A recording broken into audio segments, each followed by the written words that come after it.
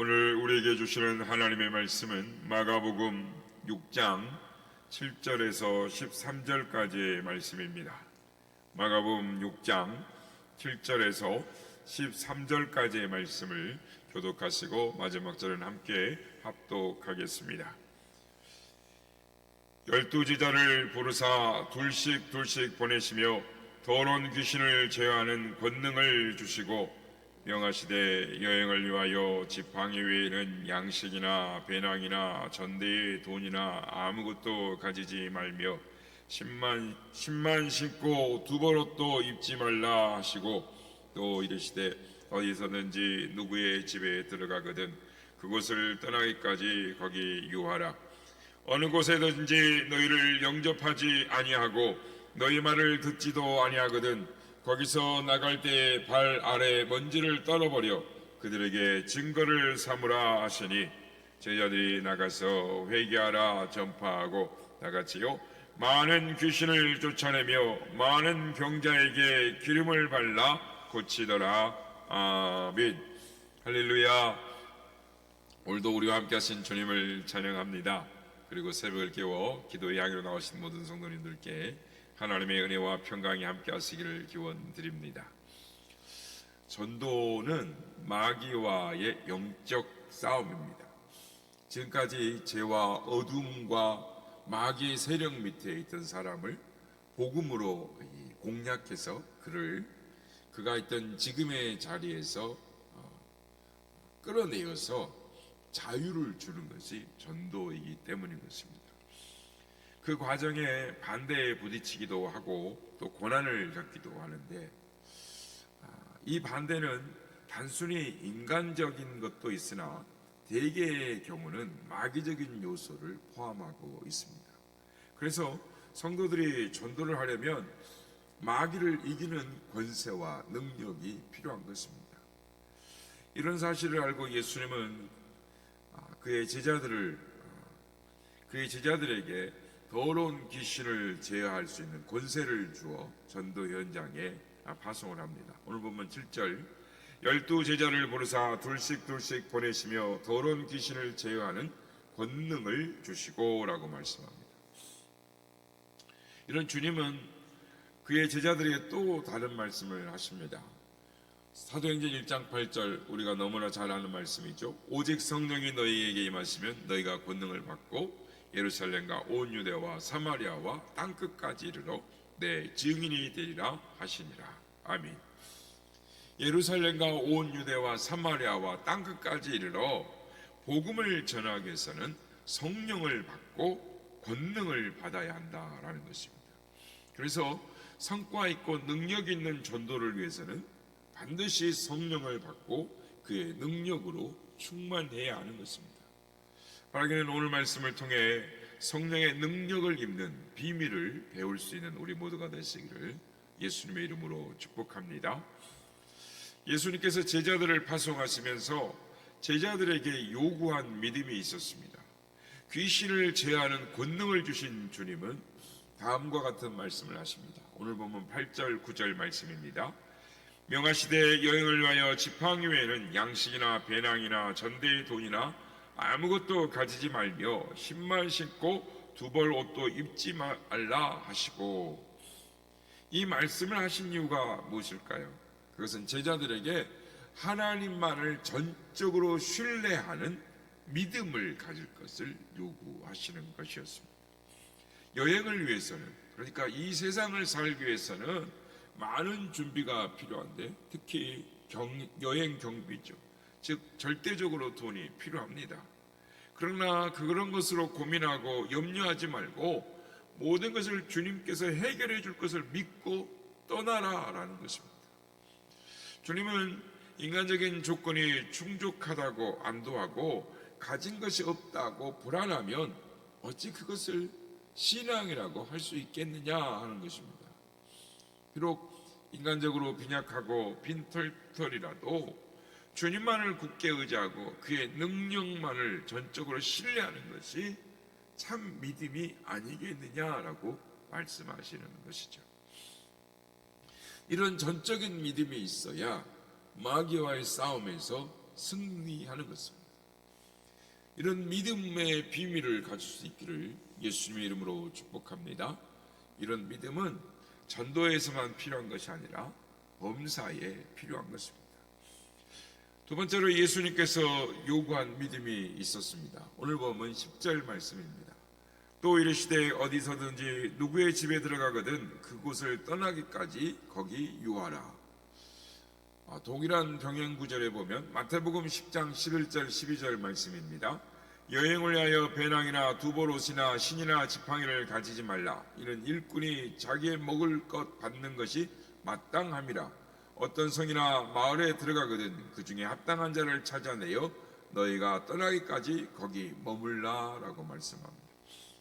어느 마을이든지 거기에 도착하면 거기 합당한 자를 선택한 후에 그의 집에 들어가서 먼저 평안을 빌어주라라는 것입니다. 전도자에게 필요한 두 번째 믿음은 다른 사람에게 복을 빌어주는 믿음인 것입니다. 복을 빌어주는 믿음은 다른 사람을 사랑하는 믿음이요 섬기고 희생하는 믿음인 것입니다. 마귀는 분노케 하고 분쟁을 조장하는 존재입니다. 그러나 사랑하고 축복하고 서로를 겸손히 섬기는 사람 앞에서는 머리를 들지를 못하는 것입니다. 이런 마음의 자세가 있어야 마귀를 이길 수 있습니다. 삶의 자세에서 틈을 타지 못하는 것이죠. 그래서 주님께서는 복을 빌어주라라고 하신 것입니다. 이런 신앙을 가질 수 있는 우리 모두가 되시길 바랍니다. 세 번째로 예수님께서 제자들에게 요구한 믿음이 있었습니다. 오늘 보면 11절 말씀입니다. 어느 곳에든지 너를 영접하지 아니하고 너희 말을 듣지도 아니하거든 거기서 나갈 때 발 아래 먼지를 떨어버려 그들에게 증거를 삼으라 하시니. 마태복음 10장에서도 예수님은 동일한 말씀을 하십니다. 마태복음 10장 14절 15절 누구든지 너희를 영접하지도 아니하고 너희 말을 듣지도 아니하거든 그 집이나 성에서 나가 너희의 발의 먼지를 떨어버리라. 내가 진실로 너희에게 이르노니 심판날에 소돔과 고모라 땅이 그 성보다 견디기 쉬우리라. 물론 이 말씀은 예수님의 복음과 그 사람과는 이제 단절이다 이렇게 선언하는 말씀과 같은 말씀이죠. 그래서 그 결과는 두렵고 떨리는 결과가 있을 것을 예고하는 말씀입니다. 그러므로 발의 먼지를 떨어버리라라고 하시는 말씀은 두려운 행동인 것입니다. 그러나 이런 가슴 아픈 일이지만 전도자는 정의로운 믿음을 가지고 정의롭게 가르칠 수 있어야 하는 것입니다. 그런데 이 말씀에 오해가 있습니다.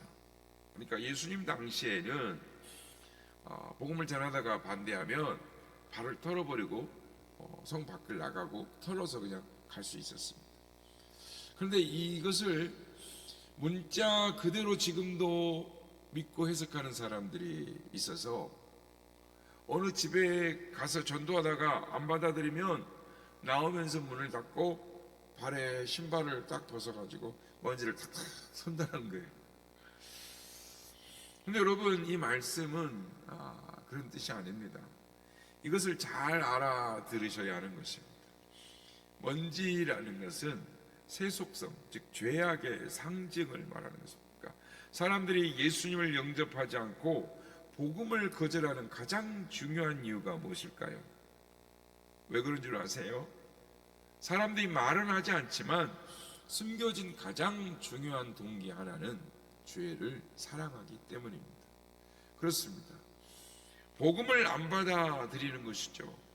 그래서 발에 있는 먼지를 떤다라는 것은 이런 뜻입니다. 이것은 당신의 죄악에 나는 참여할 수 없습니다 라는 뜻입니다.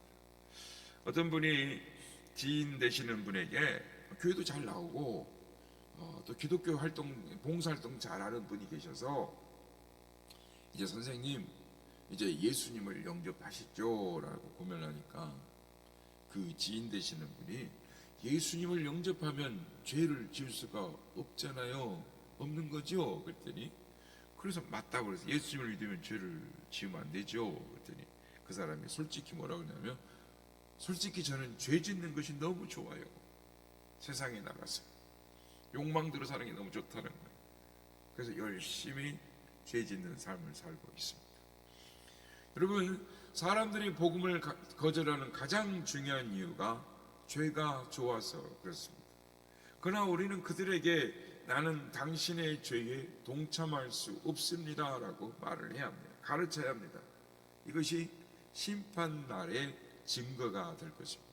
그 표시가 되는 것이죠.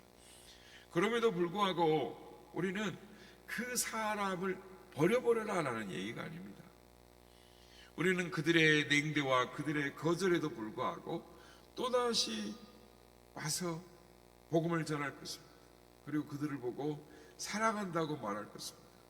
그리고 심판날에 주님 앞에 설 수 있도록 준비하라고 계속 촉구해야 하는 것입니다. 전도하다 보면 핍박이 더해질 수가 있습니다. 더 큰 핍박을 받을 수도 있습니다. 심지어 전도하다가 목숨을 잃어버릴 수도 있습니다. 그러나 이 끊임없는 사랑으로 다가가는 것이 진정한 용기가 아니겠느냐라고 말씀하시는 것입니다. 그리스도인이 죄에 대해서 아니요라고 말할 수 있으려면 정의로운 말을 하고 정의로운 행동을 하기 위해서는 나 자신이 먼저 정의로워야 하는 것입니다. 평소에 나의 생활이 정직하지 못하면 이런 말을 할 수 없고, 내가 그런 말을 하게 되면 오히려 듣는 사람이 자신을 저주하는 것으로 생각할 수 있기 때문입니다. 정의를 말하고 행동하기 전에 먼저 정의를 말할 수 있는 사람이 되는 것이 더 중요한 것입니다. 그래서 제자들은 자신의 모든 것을 버리고 주님을 따랐죠. 제자들의 삶이 그러했습니다. 그래서 저들은 많은 일을 할 수가 있었습니다. 오늘 보면 12절 13절 말씀입니다. 제자들이 나가서 회개하라 전파하고 많은 귀신을 쫓아내며 많은 병자에게 기름을 발라 고치더라. 아멘. 우리는 여기서 한 가지 질문을 갖게 됩니다. 여러분, 제자들은 그렇게 할 수 있었는데 왜 우리는 성령의 능력을 행사하지 못하는 것일까요? 그것은 단 한 가지 이유 때문입니다. 제자들은 이를 위하여 계속 기도함으로 성령과 말씀으로 충만해져 있었지만 우리는 기도하지도 말씀을 묵상하지도 않고 오히려 세상 일, 세상의 욕심으로 충만되어 있기 때문입니다. 처음에 제자들은 우리와 같았습니다. 제자들도 우리와 같았죠. 제자들도 처음에는 기도하지 않고 누가 높으냐 자리 다툼을 했을 때 그들은 무력한 제자들이었습니다. 그래서 그들 앞에 나타난 간질병을 고쳐주지 못했습니다. 물론 예수님께서 고쳐주긴 하셨지만 제자들은 참으로 궁금했습니다. 과거에는 예수님으로부터 오늘 본문에 나온 것처럼 파송을 받을 때에는 과거에는 분명히 고칠 수 있었는데 왜 지금은 안 될까? 그래서 묻습니다. 주님, 우리는 왜 마귀를 쫓아내지 못했습니까? 왜 고치지 못했습니까? 그러자 예수님께서 다음과 같이 대답하십니다. 마가복음 9장 29절 이르시되 기도 외에 다른 것으로는 이런 종류가 나갈 수 없느니라 하시니라. 기도하지 않으면 주신 권능이지만 묻어버리게 되는 것입니다. 그러나 기도하면 성령의 능력은 다시 충만해질 수 있습니다. 예수님의 부활 승천하신 이후에 오순절까지 열심히 기도한 제자들은 성령으로 충만했습니다. 성령으로 충만하여 전도할 때 하루에 3,000명이 회개하고 주님께 돌아왔습니다. 제자들이 하루에 3,000명이나 되는 사람을 구원하였지만 우리는 1년에 단 한 명도 못하는 이유는 그만큼 기도하지 않고 있다라는 뜻이 되는 것입니다. 사랑하는 여러분, 이런 능력은 전도뿐만 아니라 우리의 일상생활에도 필요한 것입니다. 기도하면서 성령으로 충만해서 마귀를 이기고 승리하고 성공적인 제자의 삶을 살기 위해서는 절대적으로 필요한 것이죠. 그러기는 우리 모두가 예수님의 제자들과 같이 되기를 바랍니다. 예수님의 제자가 되기를 바랍니다. 그래서 전도의 열매, 삶의 열매를 맺어서 풍성한 삶, 주께서 주신 은혜의 삶을 살아가시는 우리 모두가 다 되시기를 예수님의 이름으로 축복합니다.